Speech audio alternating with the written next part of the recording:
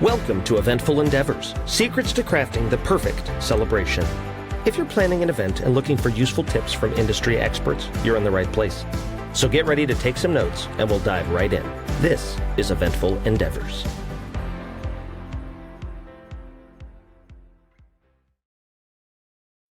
Hello, I'm Jake Carter with Felix and Fingers. I'm here with Kerri Glover, who is an attorney and has a master's MBA. And she is the owner and manager of a bunch of venues all over the U.S., including Maui's Pineapple Chapel.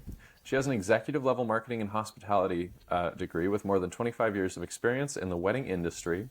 We were just chatting before we got on here, and she tells me how she flies all over the world and does all of these weddings constantly. I'm a little bit jealous. And executed over 1,500 events and sold more than $40 million in hospitality services in 20 years. Yes. And you are a venue consultant, and you help venues figure out how to run things correctly. So, correct.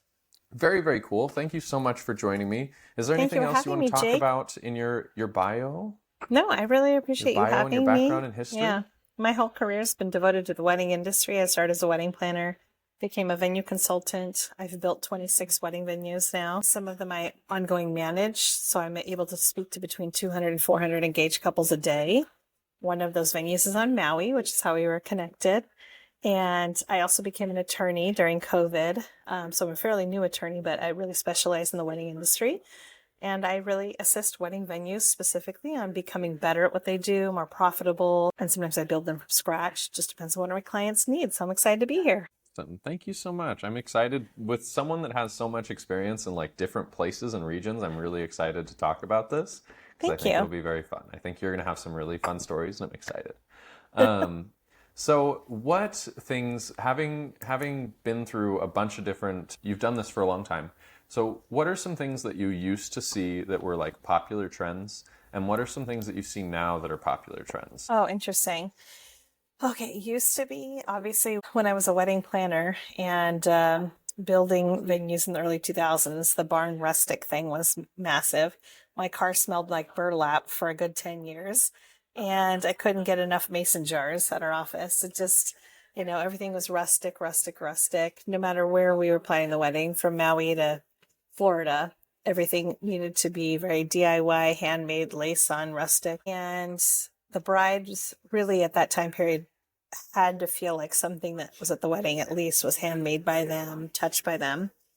I feel like now, as a sort of like throwback from COVID, when we were all sequestered in our own homes, we've had a massive surge traditionalism. So traditionalism has become really large. Lux has become really large in the sense that like more is more. So, not only the traditionalism in the sense that like we're seeing larger weddings than we ever have before, but also in the sense that like, the decor and the elements are like more flowers, more layers on layers, patterns being mixed together with that sense of authenticity that Gen Z really loves. So creating those really touch point elements aren't necessarily something now that couples feel like they have to handcraft themselves, which creates a great market for vendors that want to kind of squeeze into the space where it's like creating those touch points, those little elements at a wedding that are very authentic. For example, the really hot trend with the phone where you like leave a voicemail on those vintagey style phones and they get the recordings of everybody leaving those. That's a great example of something that's like traditional and lovely, but not created by the couple, like they handmade it.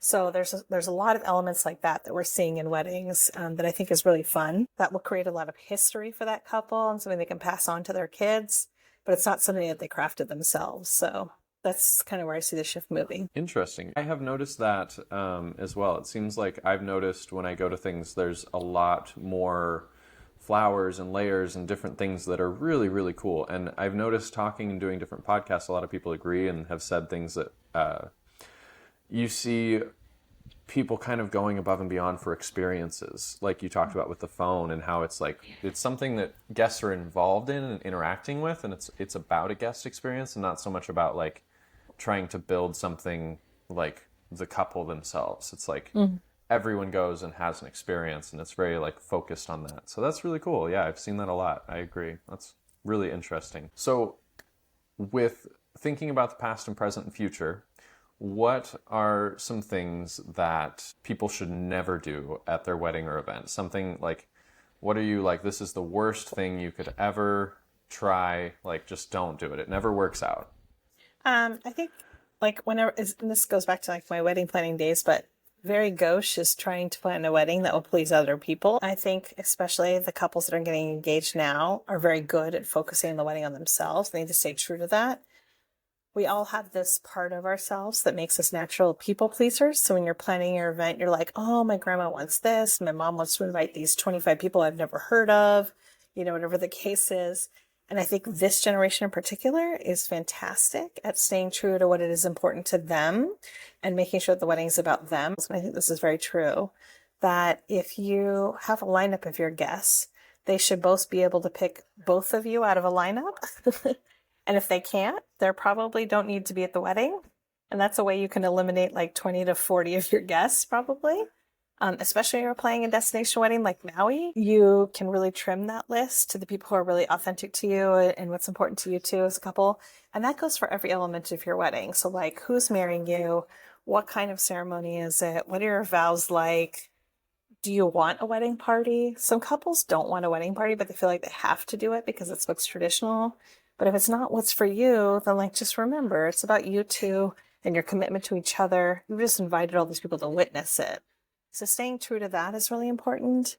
And that you can carry that consistent nature all throughout your menu, the entertainment you choose, the layout of your entire wedding weekend, all of that should be a reflection of you too. And then, by the way, you've invited these people to celebrate with you.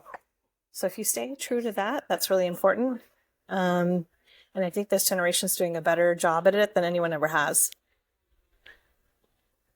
So very cool. Yeah, I think that I agree. I think that seems like it's something that is really important. And I have noticed like smaller weddings occasionally with what seems like people that are closer to the bride and groom versus like these big, huge weddings full of people that no one knows. Right. So to stay on this same kind of question for just one more minute, what is like the craziest thing that has gone wrong, most cringeworthy story? Like what is the number one thing where you remember at a wedding, you're like, this was the worst thing that happened? Oh my gosh, I have a lot of stories like this, Jake, and I've been writing a book for a long time. I think I mentioned in my bio, I'm about 75 completed with writing a book about how to be a successful wedding venue. I put some anecdotal stories in there. Some of them are PG and some of them are R-rated. But I'll say one that I can share probably is I did have a wedding in Dallas when I was a planner. And I have a no red wine, brown drinks rule in the bridal suite for obvious reasons. And we had a bridesmaid that we knew had a bit of a drinking problem. And I had a heads up about her. And when I was downstairs in the reception room checking centerpieces, my assistant was upstairs. The bridesmaid wandered into the bridal suite and poured an entire glass of red wine on the wedding dress.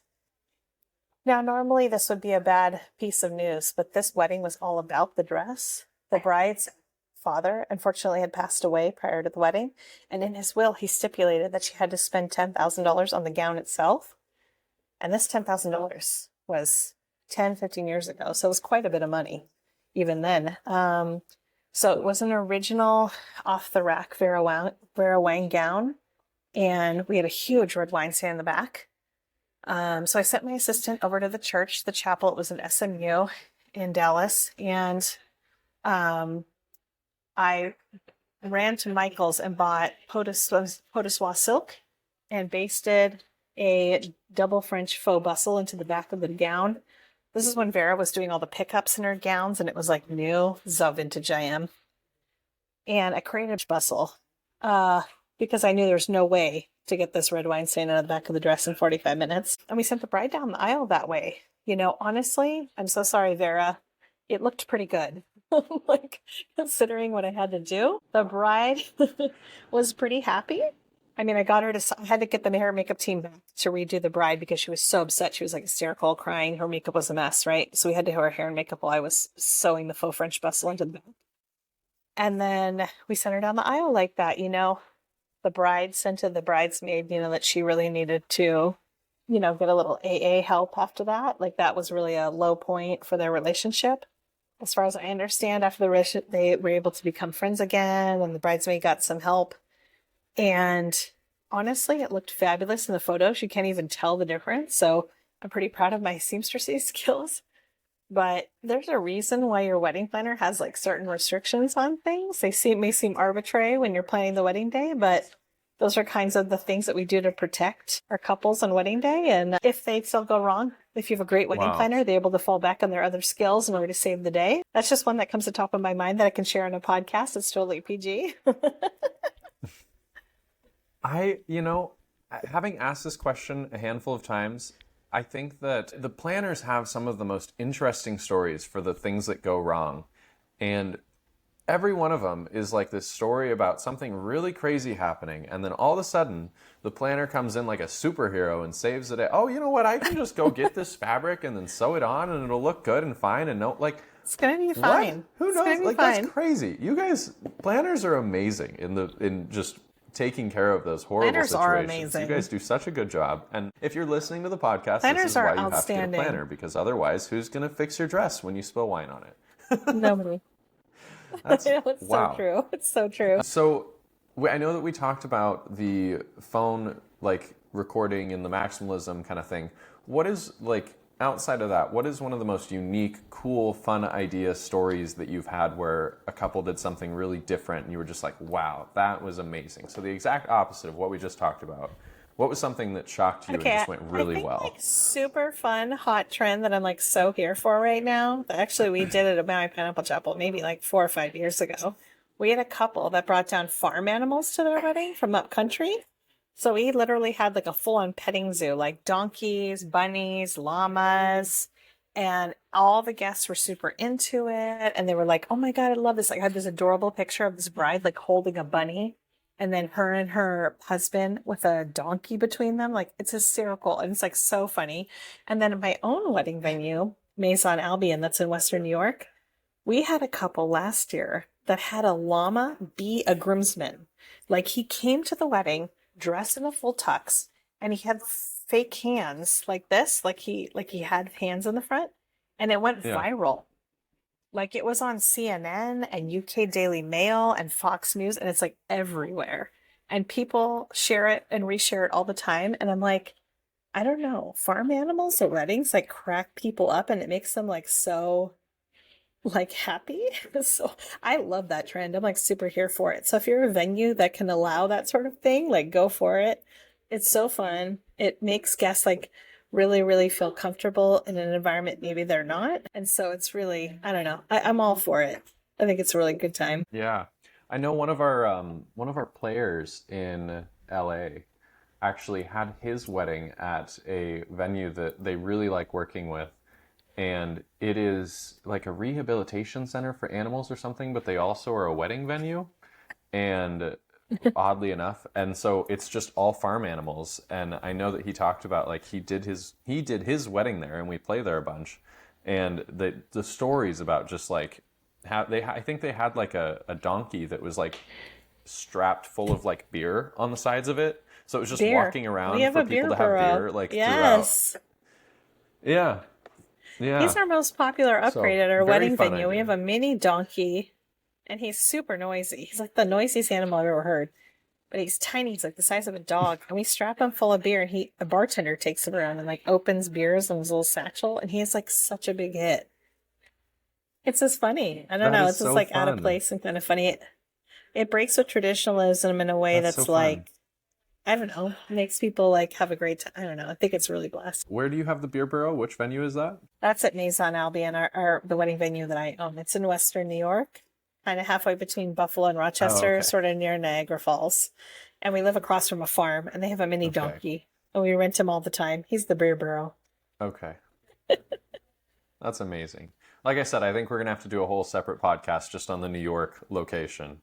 So you Okay. cannot, well, I'm sure we could find a donkey somewhere in Maui. I don't know. You want a donkey at your wedding? We'll figure it Oh out. no, there's one up country. I know the lady. Um, Contact me. I can help you connect with her. Okay, so if you want a donkey, you want a beer burrow at your Maui Pineapple Chapel wedding, Julian Sure. Piano's beer burrow, it's going to be fun. Don't worry. It's going to be a very awesome, fun, unique wedding. So let's That's do right. it. I want to see that.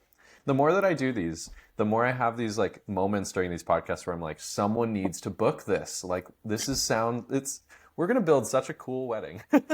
I know, right? So what is some advice that you would give to someone that is just starting to work on planning their wedding? Okay, that's a great insight. So what I tell my couples all the time, even when I work with them now on the event side, on the venue side, is I say there's three really big stressors, right? The dude or the doll, the date, and the dress.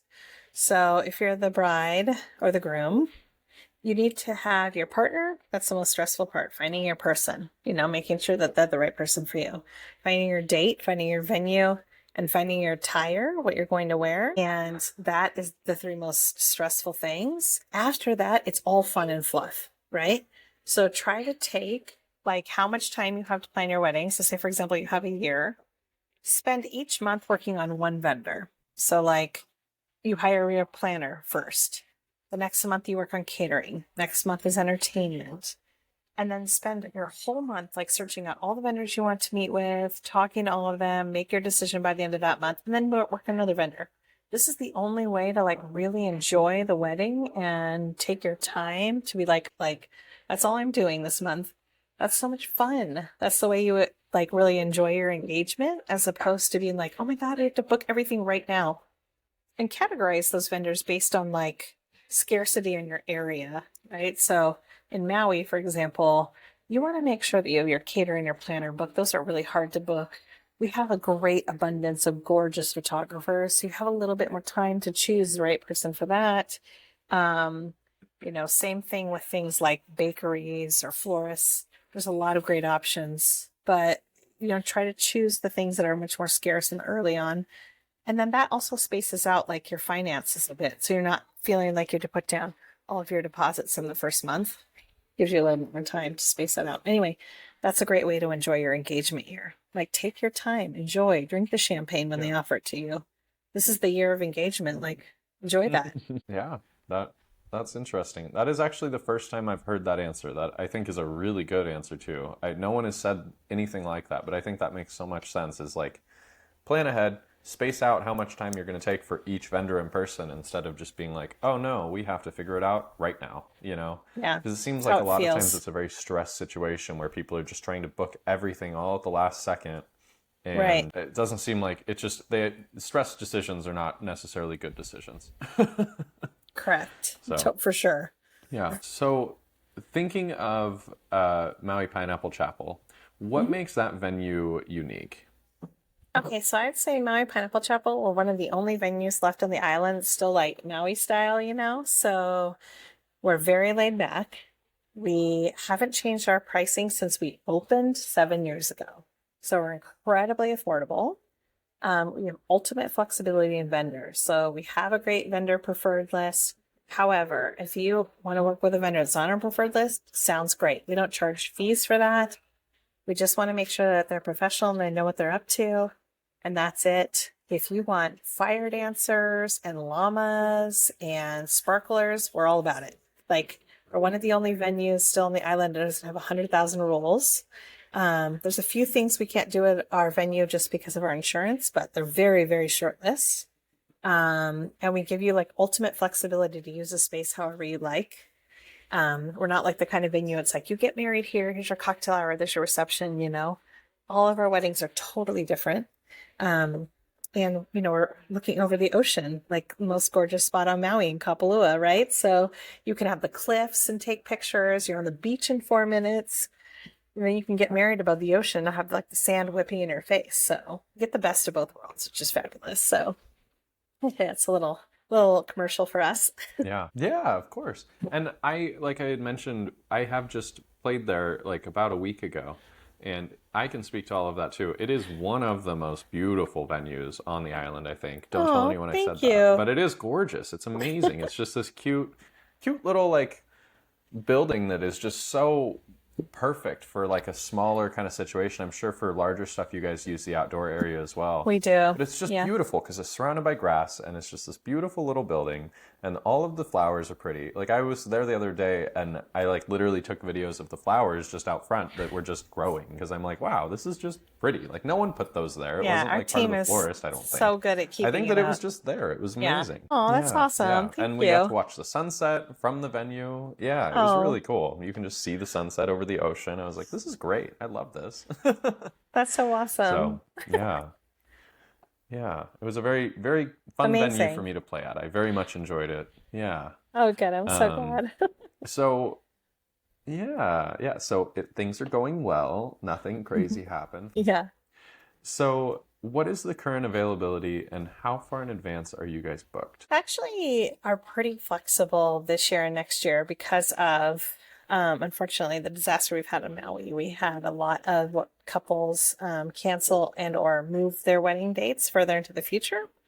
And so it created a lot of flexibility. Typically at Maui Pineapple Chapel, we'll see between 110 and 180 weddings a year at our venue, so we're very popular. But this year we're seeing more like 90 or 95. We have a lot of Saturdays available, which is very unusual for us. Because we're on Maui, we're gorgeous all year, so it doesn't really matter the month that you're thinking to tie the knot. So we can do things very last minute. Our team's really great at responding to that, or planning something with you 2 years out. That sounds great too. So, like I said, we're not changing our pricing. We're super flexible. So we welcome all different kinds of weddings, multi-day events. We give huge discounts for multi-day events. Indian wedding or something that plans, multi-day events. There's really great discounts in that with working with us. Yeah, it's a pretty venue right on the ocean. Couldn't ask for more. So, what kind of flexibility do you have with guest count in the case that it changes? Because I know I was just talking about that, and the actual building is a smaller building, but I know you have all that space outside. Right. Inside the chapel, we can seat about 80 or 90 for dinner. So it's great for backup in case of rain if you're planning around that guest count without having to rent a tent, which is really nice. But in the entire venue, we can seat about 5. So we're really great for those larger scale events. A lot of our couples who have like 110, 150 people choose to have a tent on our Loa Merkai lawn. And it overlooks the ocean again. But it provides that kind of safety for them against the weather, the wind on the Kapalua side. But we've hosted, I think the largest event we ever hosted was about 400 or 420, but we also include a parking attendant to help us with the parking and that sort of thing when the events get that large. So, what is the average event size that you guys normally do? And if you don't mind, what is the normal cost as well? Oh, sure. So I have actually a really great blog. If you go to our website and click on the journal page, I have a blog all about like sample budgets from weddings that are like 15 guests all the way to, I would say most of our couples that have like about 120 guests spend in the $35,000 to $45,000 range. One of the another advantages to Maui Pineapple Chapel is we allow you to serve your own alcohol that you purchase as long as it's professionally served.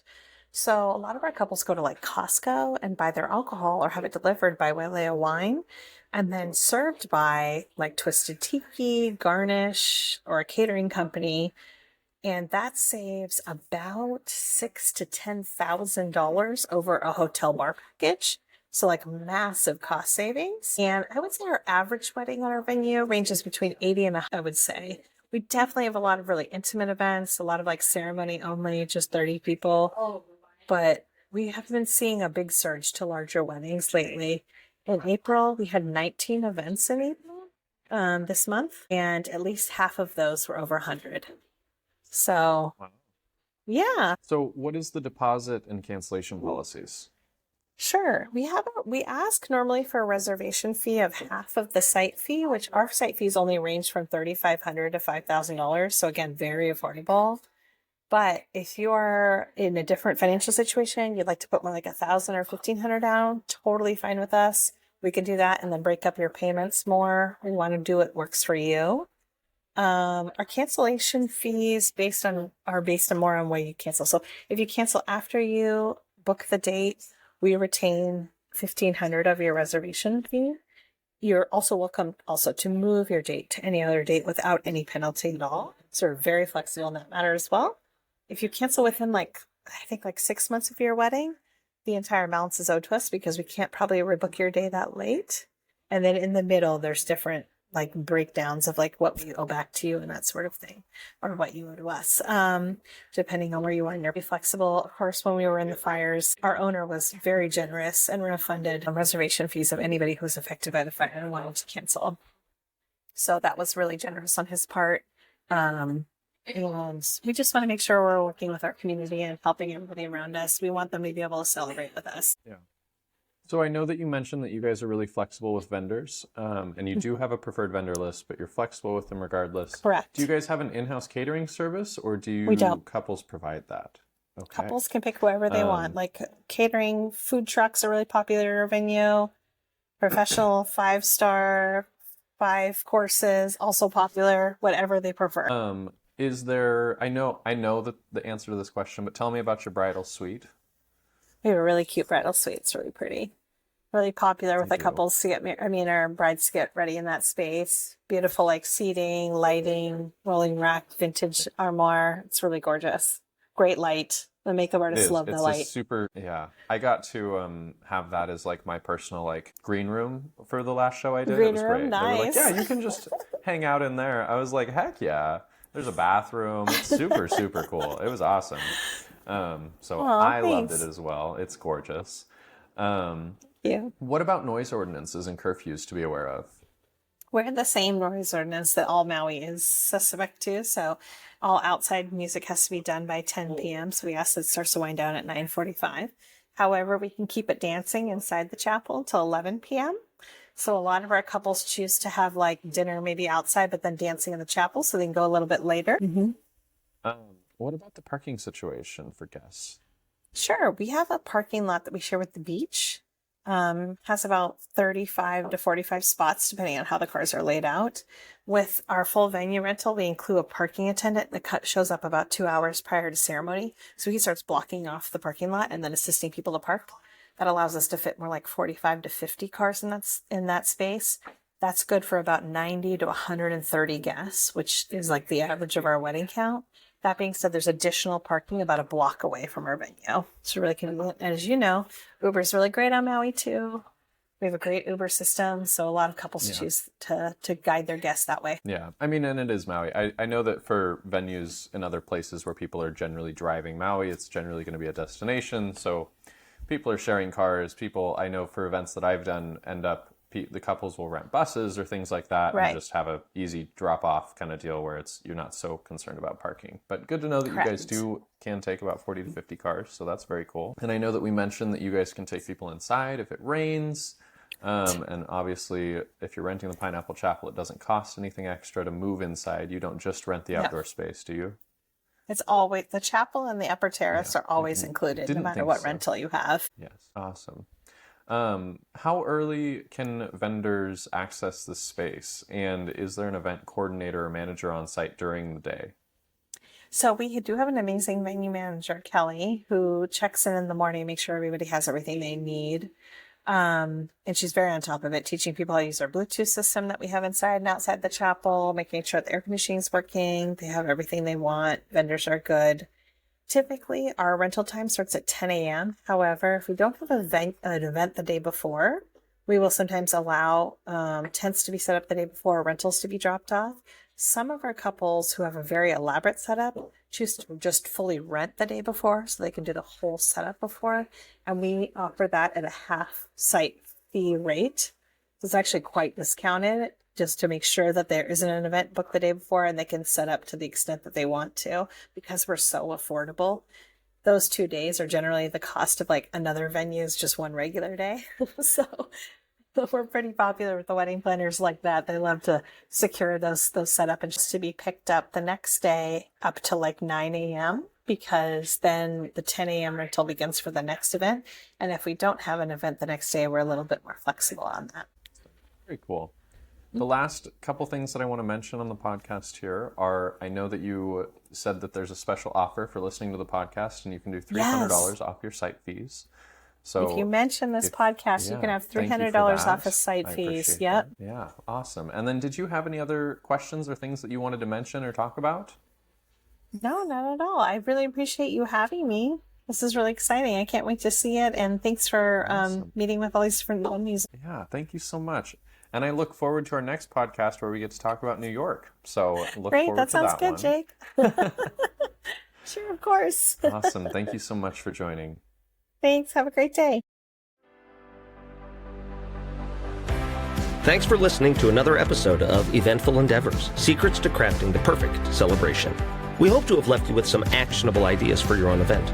If you like the show, please subscribe and definitely leave us a review. We read every comment. So until next time, happy planning and see you soon on Eventful Endeavors.